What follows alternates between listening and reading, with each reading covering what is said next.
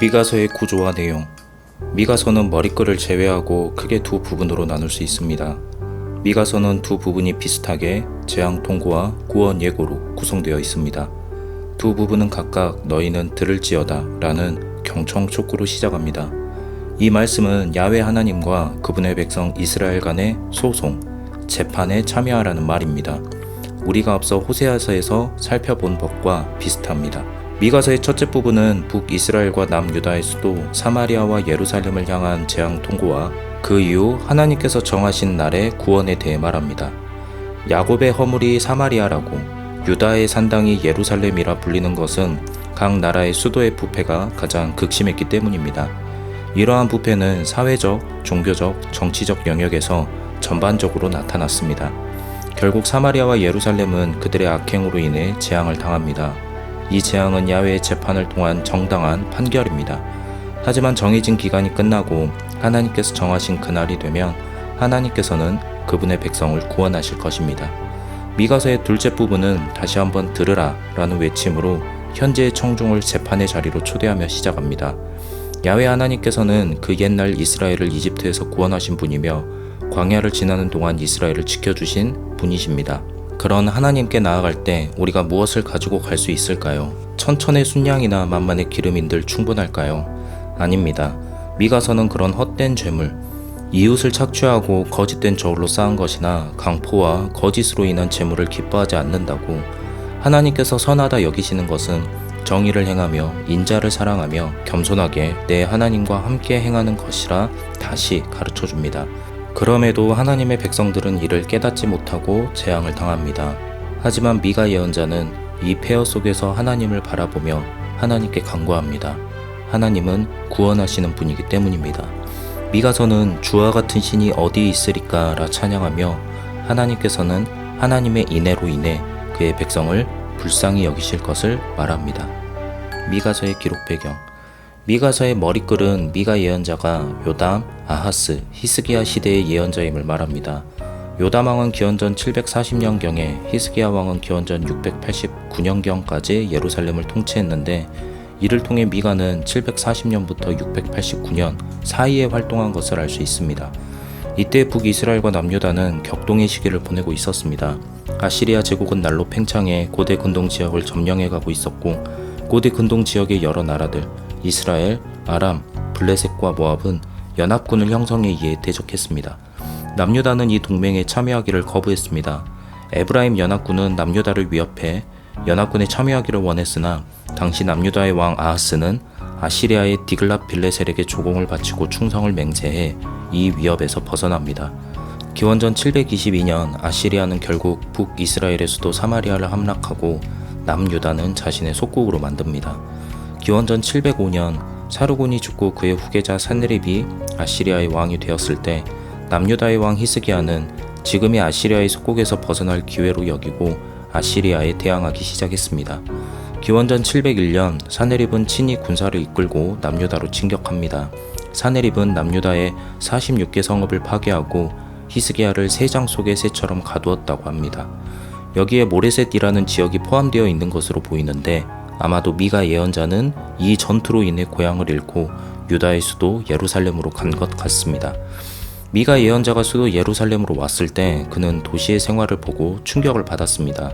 왜냐하면 유다는 이미 아시리아의 속국으로 아시리아의 조공을 바치느라 지방민들과 소농들, 가난하고 불쌍한 사람들이 계속해서 착취를 당하고 있었는데, 수도 예루살렘의 권력자들과 종교 지도자들 그리고 부자들은 그런 것과는 전혀 상관없이 사치스럽고 퇴폐적인 생활을 했기 때문입니다.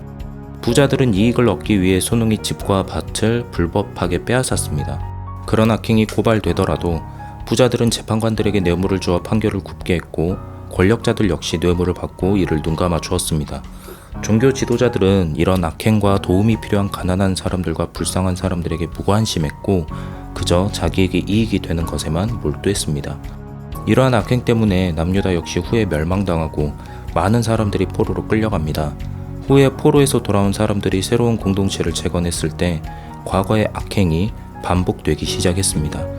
역사가 반복되는 것인지 아니면 인간의 본성이 변하지 않는 것인지 새로운 공동체 역시 권력자들과 부자들 그리고 종교 지도자들의 부패가 반복되었습니다. 미가서는 이런 사람들을 야훼 하나님과의 재판의 자리로 불러 그들의 행동이 얼마나 잘못된 것인지 깨닫게 합니다. 그리고 하나님께서 진정으로 원하시는 것이 무엇인지 다시 되짚어줍니다. 미가서의 메시지.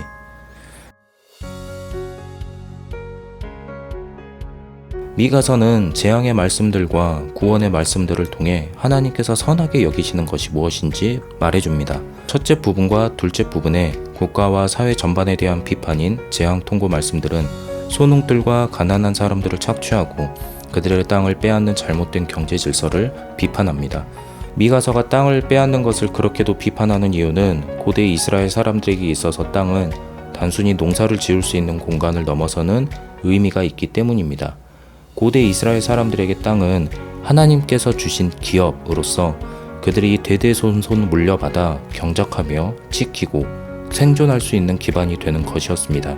그렇게 땅을 빼앗기는 것은 그들이 하나님께서 주신 기업을 빼앗기는 것이며 생존할 수 있는 기반을 잃어버리는 것이었습니다. 또한 땅은 그들의 조상들이 하나님의 뜻에 따라 적법하게 분배받은 것으로서 불법한 채무 제도를 통해 소농의 땅을 빼앗는 것은 그들 조상의 지파연합 공동체의 질서를 어지럽히는 행위, 사회적인 연대의식을 파괴하는 행위였습니다. 그렇게 미가서는 이를 강력하게 비판합니다. 사실 이런 불법한 채무 제도에서 소농을 보호할 수 있는 율법이 있습니다. 특별히 이스라엘은 형제에게 이자를 받고 돈을 구워주지 말라는 율법과 땅에 관한 관대한 율법이 있는데 미가서에 반영된 시대에서는 이런 율법이 전혀 지켜지지 않은 것으로 보입니다. 불법을 행하는 자들이 밤에 침대에 누워 나쁜 짓을 계획하고 날이 밝으면 그 나쁜 짓을 행할 때 백성의 부녀들을 집에서 쫓아내고 어린 자녀에게서 하나님의 영광을 빼앗을 때 법으로 이런 악행을 막아야 하는 사람들은 선을 미워하고 악을 기뻐하며 땅과 집을 빼앗긴 사람들의 살을 먹고 가죽을 벗겨 솥에 담아 삶듯 했습니다.